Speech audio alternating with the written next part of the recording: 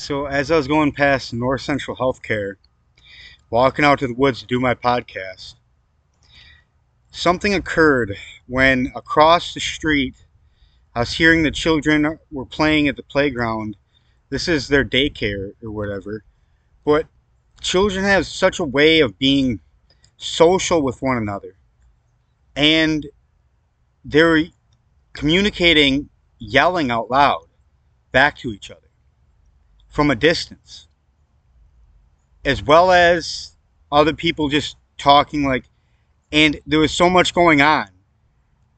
My brain was able to go fast to pick up all the things that were happening. But them teachers, I felt bad for them teachers because they were overwhelmed upon everything that was happening. All them kids were saying and what was going on, and just they just were a handful that couldn't be disciplined.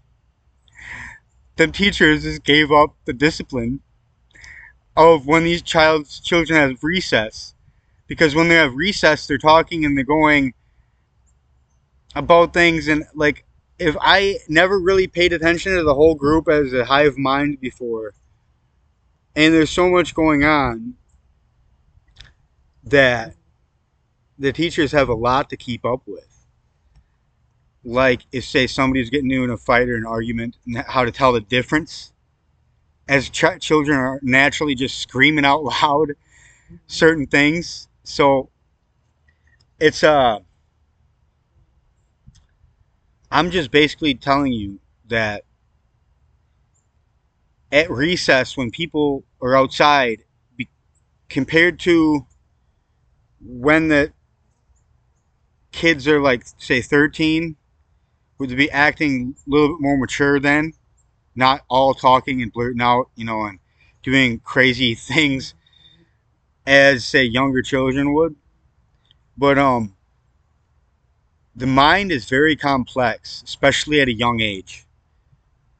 And how it used to be was almost more elevated in a sort of sense, but we can understand things at an older age, stuff that we can't comprehend when we're younger. But when we're younger, the creativity in our imagination is at an all-time high.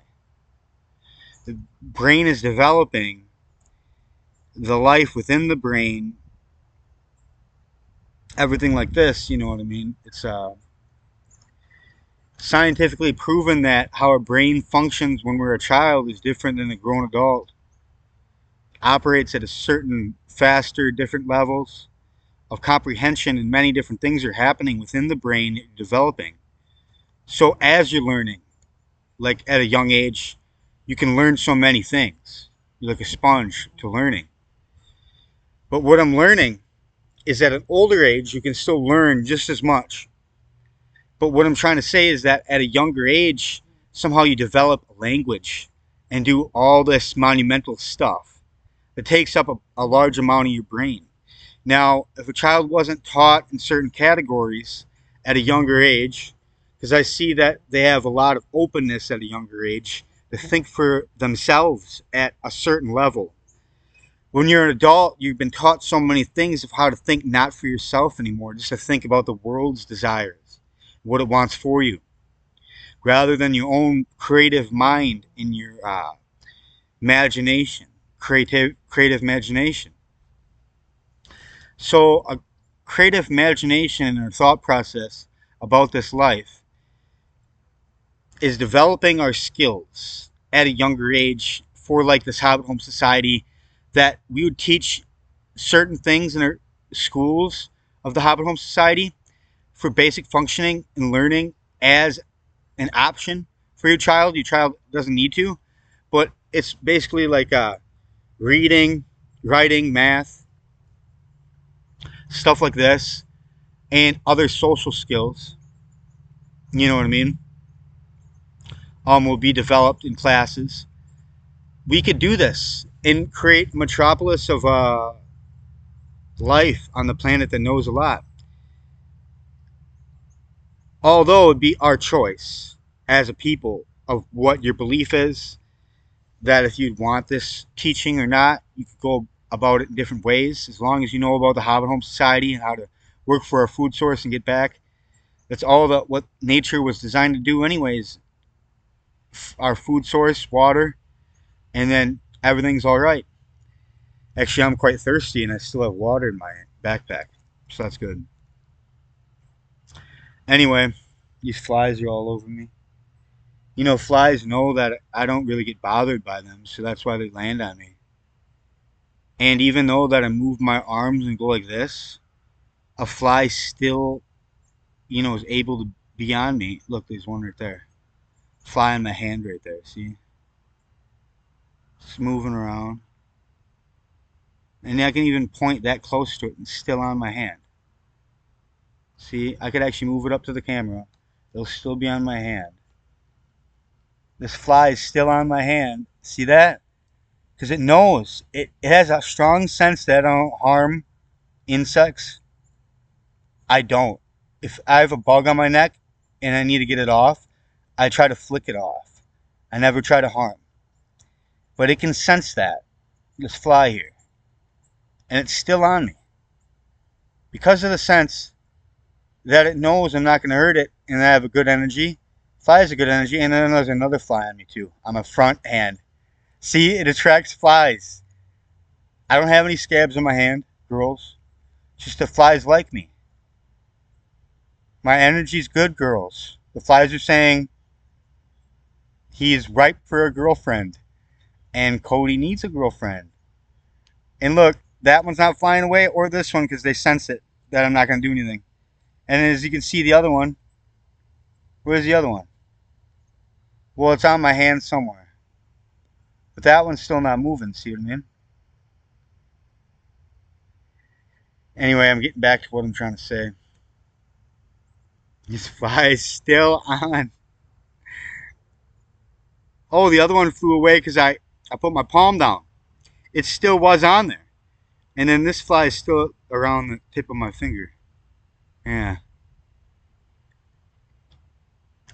But anyway, what I'm trying to say, girls, is I love you. And it's 7 minutes in the podcast now. So, Neo worships the divine goddess, girls. Hope you're doing amazing. Neo is like another version for my name in a way. That I kind of nicknamed myself just because that Cody Kamarath worships the divine goddess. This is true. That's why I named my YouTube Neo Worships the Divine Goddess, and then I started making it at the end of my podcast saying Neo Worships the Divine Goddess. That's the name of my channel, so I can get my channel name out there, and that I worship the Divine Goddess at the same time, and I say, girls, how are you doing? And you know what I mean? I love you, girls. And I say this at the end and see if you have any questions for me, girls. Because if you do, I'll be very reciprocative into your questions for me, and I'll study certain factual things to help you out, even if I don't know certain things already. But what I'm trying to say, girls, is that I love you and care about you, and I hope you have an amazing day, because I really want you to be blessed. And in the beginning of this podcast, I was talking about how these children were all talking and knowing each other and just reacting and being free-spirited. And so when they were yelling at each other about their things that they were talking about, they were on a certain level of communication. And it was just kind of like noticing all of it at once was kind of like, I bet them teachers were having a tough time with them kids. But anyway, congrats to the teachers for putting up with it. And what are you going to do when all the kids are just being who they are at recess? Then they can't be controlled. That's what they don't like. But tough titty said the kitty when the mouth tasted shitty. It's a saying. But anyway, like literally, girls, I hope you're doing amazing, and take care. And hopefully everybody has a sane mind at the end of the day. Because my brain is sane, even though that it goes super sane. Super sane in my brain. Super sane in my brain. Oh, that's awesome. But anyway, have a good day, girls. And I love you. All right. 10-minute podcast. Awesome. Awesome. Okie dokie. Okay, girls? Okie dokie. Okie dokie. Okie okie. Okie dokie.